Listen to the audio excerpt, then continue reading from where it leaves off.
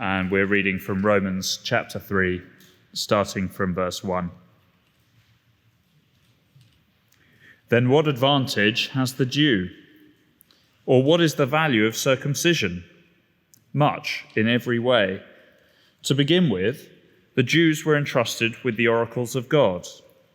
What if some were unfaithful? Does their faithlessness nullify the faithfulness of God? By no means. Let God be true, though everyone were a liar, as it is written, that you may be justified in your words and prevail when you are judged. But if our unrighteousness serves to show the righteousness of God, what shall we say? That God is unrighteous to inflict wrath on us? I speak in a human way. By no means. For then how could God judge the world? But if through my lie God's truth abounds to his glory, why am I still being condemned as a sinner? And why not do evil that good may come? As some people slanderously charge us with, saying, slanderously charge us with saying, their condemnation is just. What then? Are we Jews any better off? No, not at all. For we have already charged that all, both Jews and Greeks, are under sin. As it is written, none is righteous, no, not one. No one understands. No one seeks for God. All have turned aside. Together they have become worthless. No one does good, not even one. Their throat is an open grave. They use their tongues to deceive. The venom of asps is under their lips. Their mouth is full of curses and bitterness.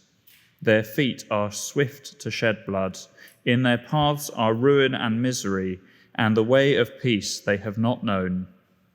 There is no fear of God before their eyes.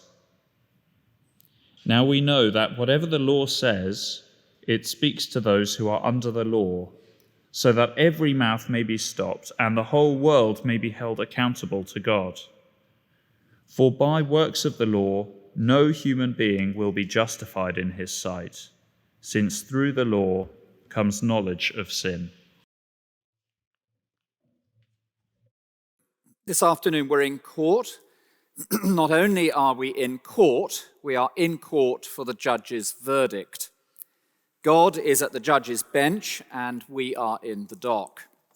And we've reached that point in the trial where the whole outcome has essentially become cut and dried. Every escape avenue for the defendant has been stopped, and the bleak verdict of an impartial and holy judge is about to be pronounced over our lives. There are no loopholes. We are guilty, and we face condemnation. Some of you will remember Jonathan Aitken, the disgraced former cabinet minister who found himself sent down for perjury. After he completed his prison sentence, I interviewed him here at St. Helens. The place was rammed, standing room only. It was a gripping occasion. Perhaps most riveting was when he described what it's like as one is sent down from the dock in the Old Bailey with the guilty verdict and the prison sentence ringing in the ears. There is apparently a communal cell with iron bars. And as he found himself there following his trial, there were all the other criminals alongside him. One man sitting, weeping uncontrollably. Another, tattoos all the way up and down his arms and legs, clinging onto the bars and banging his head against them. And Jonathan said this: every criminal he ever met genuinely thought that they would get off until they found themselves in the cage. Before summing up the verdict in verse 9, Paul turns one last time to the Jew seeking to appeal to what we might call favored nation status, verses 1 to 8. And here he argues that all face judgment. There is no immunity. And what Paul does is to hold out 4 key pillars of God's revealed character, behind which the faithfully religious might seek shelter. We have to picture the apostle in the synagogue arguing with a Jewish religious audience. The religious always want to plead special protection. Surely immunity is available for us. And their case goes something like this. If there is no immunity for the Jew, well, surely that raises questions about God's own character, and thus, therefore, surely there must be immunity for the Jew.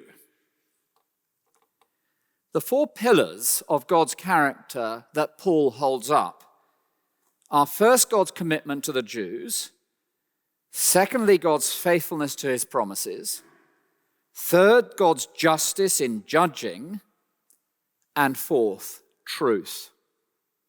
Let's just take numbers 2 and 3. We haven't got time to go through all of them. I'll read from verse 1. Then what advantage has the Jew, or what is the value of circumcision? Well, much in every way. To begin with, the Jews were entrusted with the oracles of God. In other words, you knew God. What if some were unfaithful? Does their faithlessness nullify the faithfulness of God? By no means. Let God be true, though every one were a liar, as it's written, that you may be justified in your words and prevail when you are judged. Now, the argument is something like this. What if some Jews were unfaithful?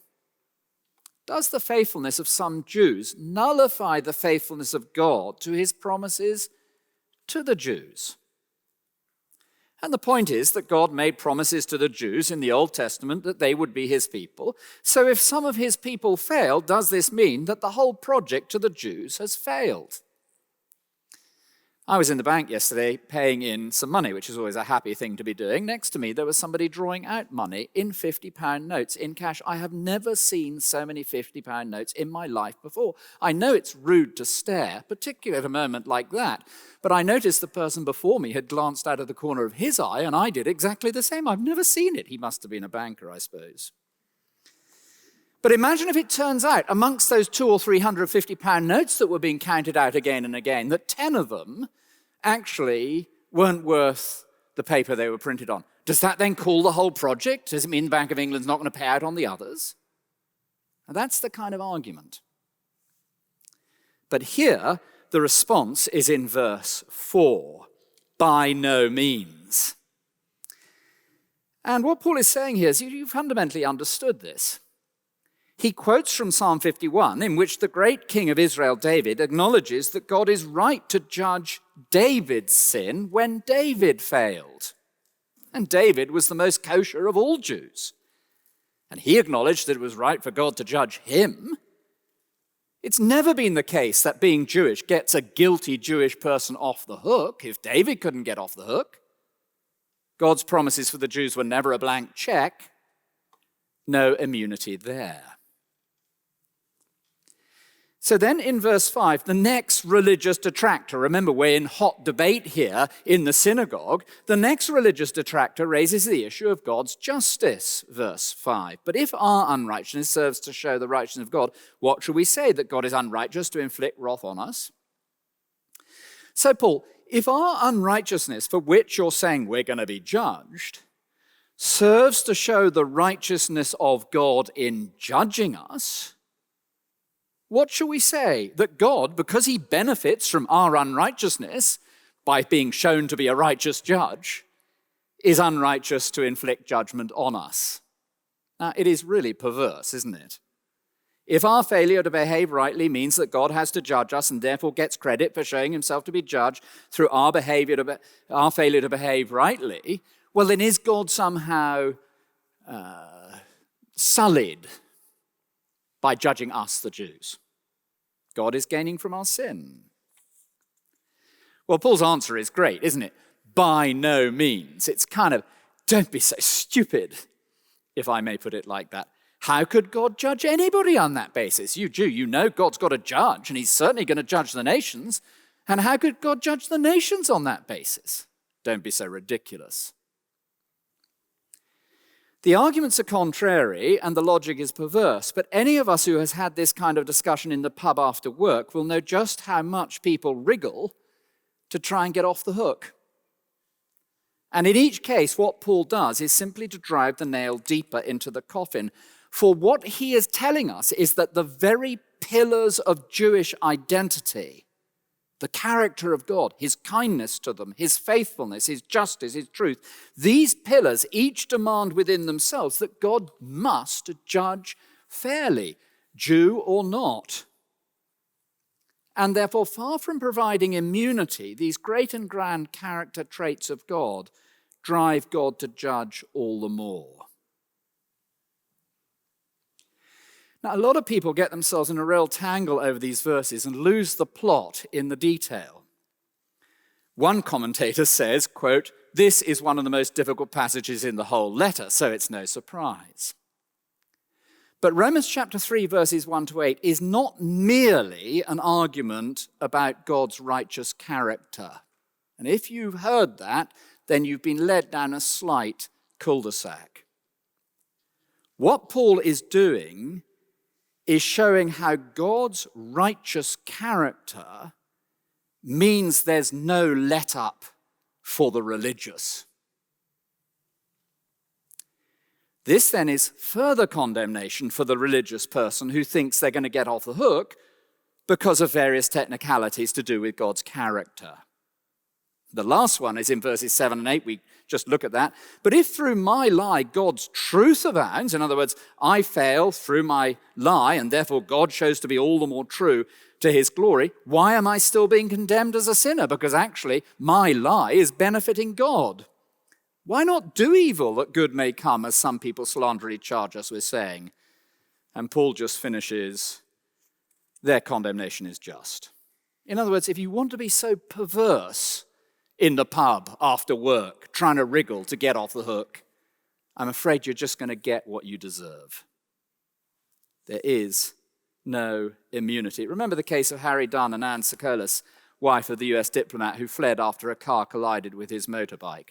There's no diplomatic immunity in God's court. Remember how he protested. Yeah, quite rightly. There will be no such diplomatic immunity in the court of God for the religious. All face judgment. There is no immunity. Well, Paul now moves in for the kill, verse 9 through 18. All are under sin. There is no exception. And verses 9 through 18 take a series of Old Testament passages, many of which are addressed in the first instance to non-Jews or to those in Israel who had rejected God. And in each case, Paul now uses them against both Jew and Gentile alike.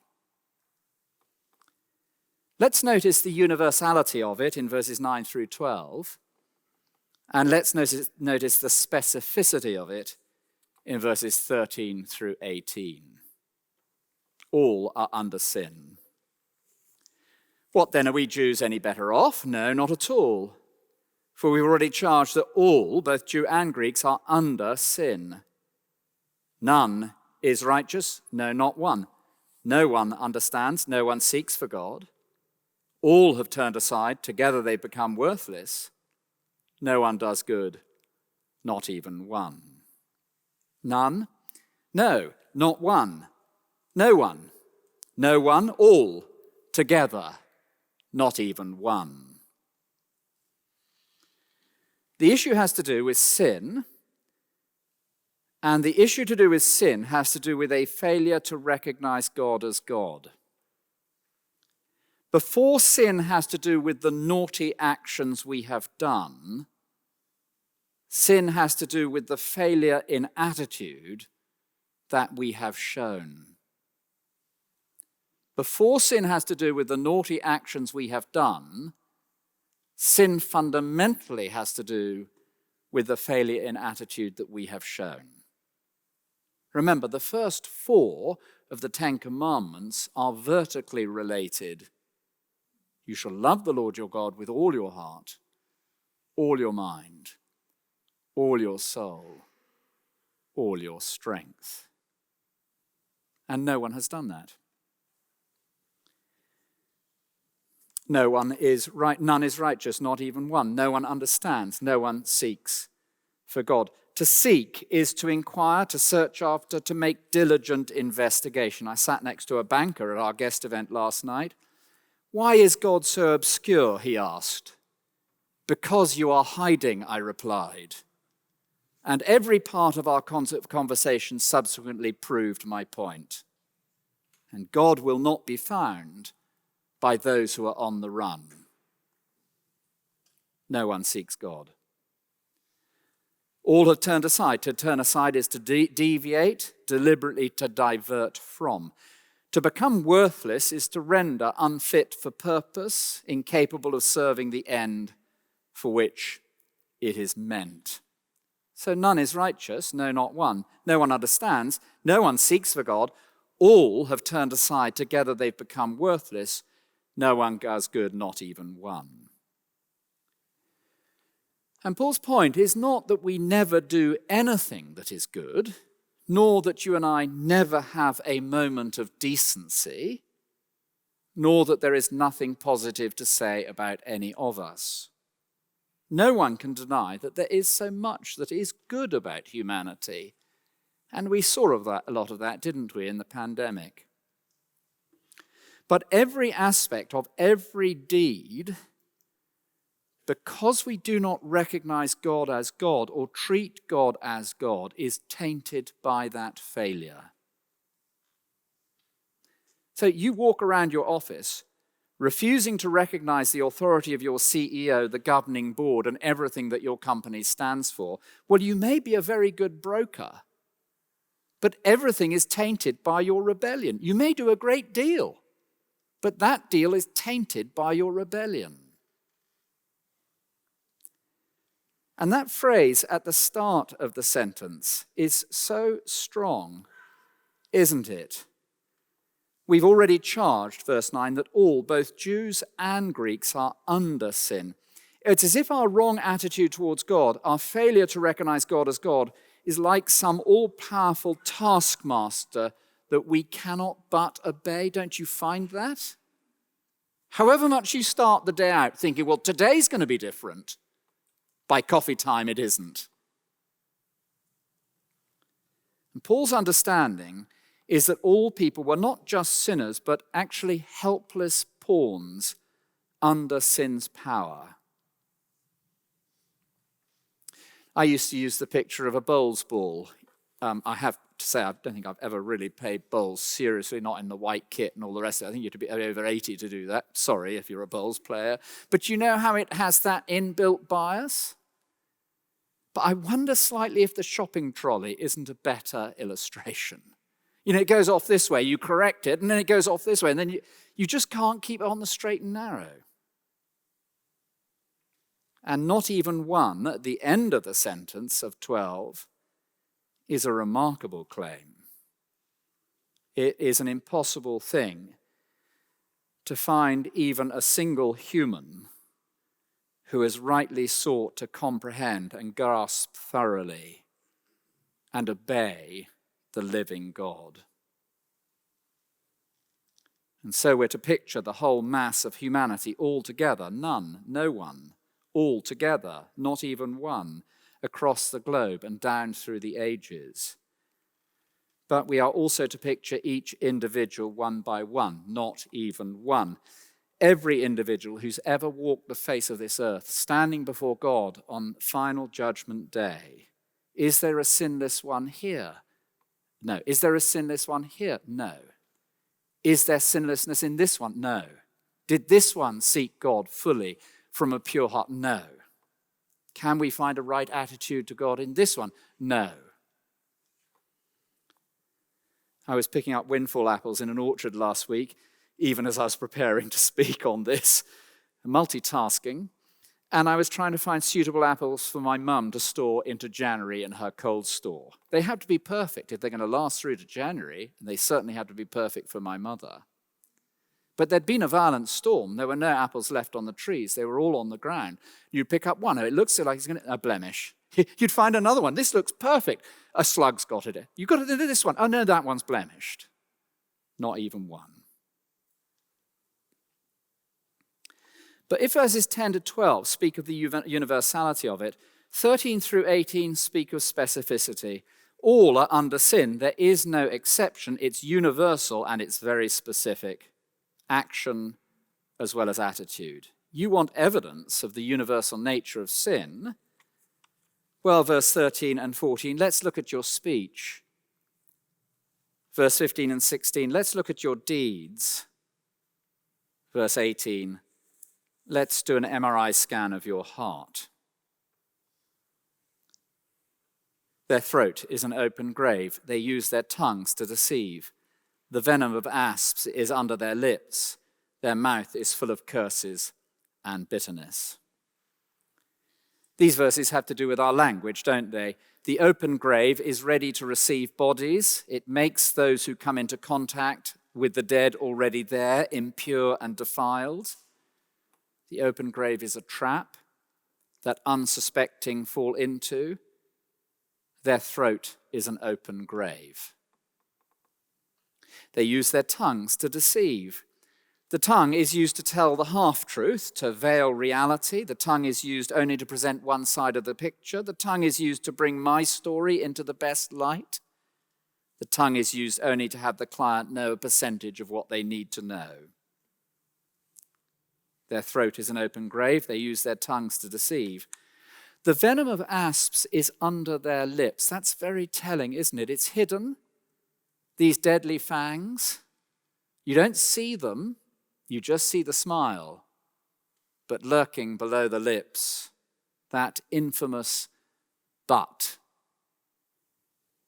Oh, she's great at her job, but he's huge fun to be with, but the knife between the shoulder blades, the deadly arrow launched as the send button is pressed, the stiletto inserted. Their throat is an open grave. They use their tongues to deceive. The venom of asps is under their lips. Their mouth is full of curses and bitterness. I don't know if you've read the letter James wrote at the end of the New Testament. How great a forest is set ablaze by such a small fire. The tongue is set among our members, staining the whole body, setting on fire the entire course of life. Every kind of beast and bird and reptile and sea creature can be tamed and has been tamed by mankind, but no human can tame the tongue. It is a restless evil, full of deadly poison. So you want to know what wickedness the tongue can do? May I see your social media comments over the last 5 years? May I view your encrypted messages?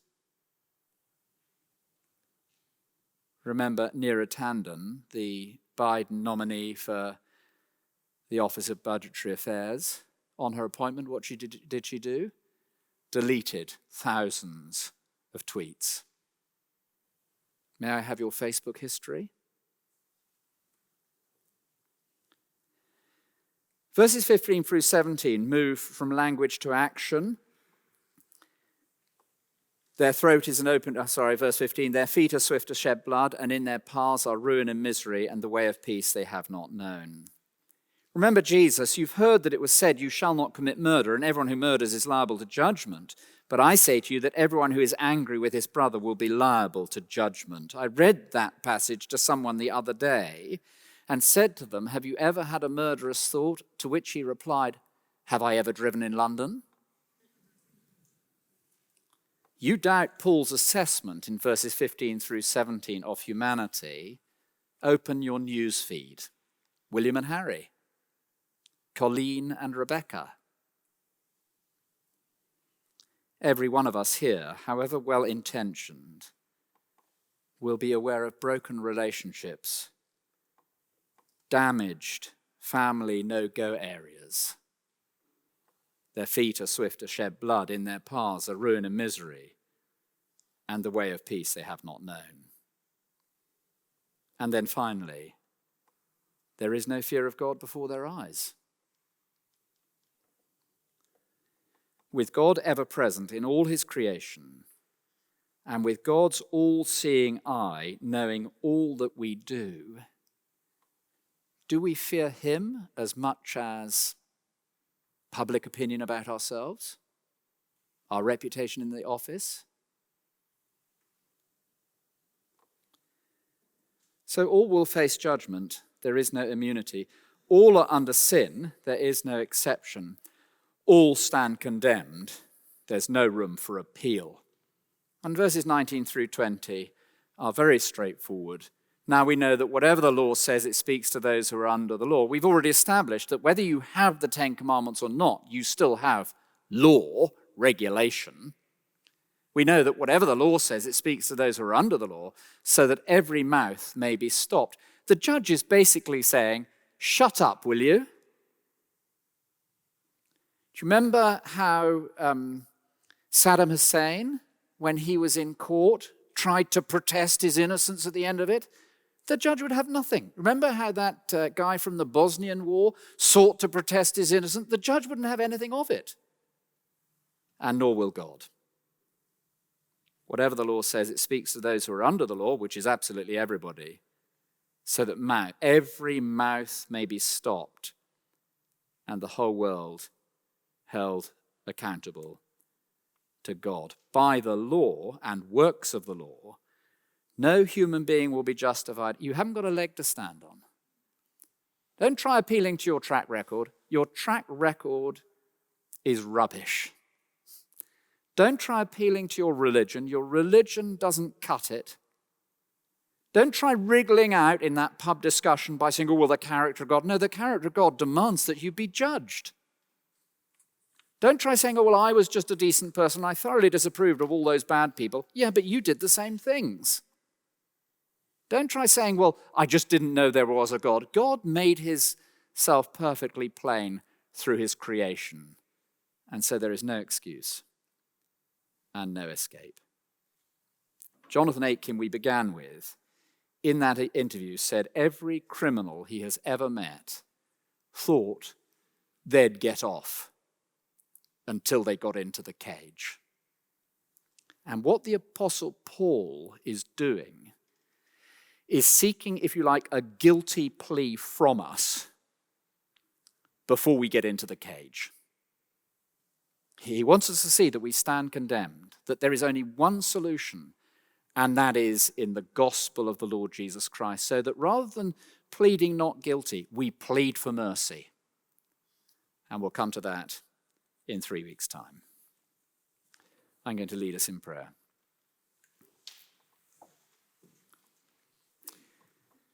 We pray, our Father in heaven, that in your kindness you would move through the city amongst our neighbors and friends, and in your goodness bring, well, a spirit of recognition of where we really stand, an end to silly protestations, an awareness of the living God, a deep sense of the reality of coming judgment, and a readiness to recognize the evidence that is heaped up against each one of us, so that we might come to you seeking mercy and not protesting our innocence. In Jesus' name, amen.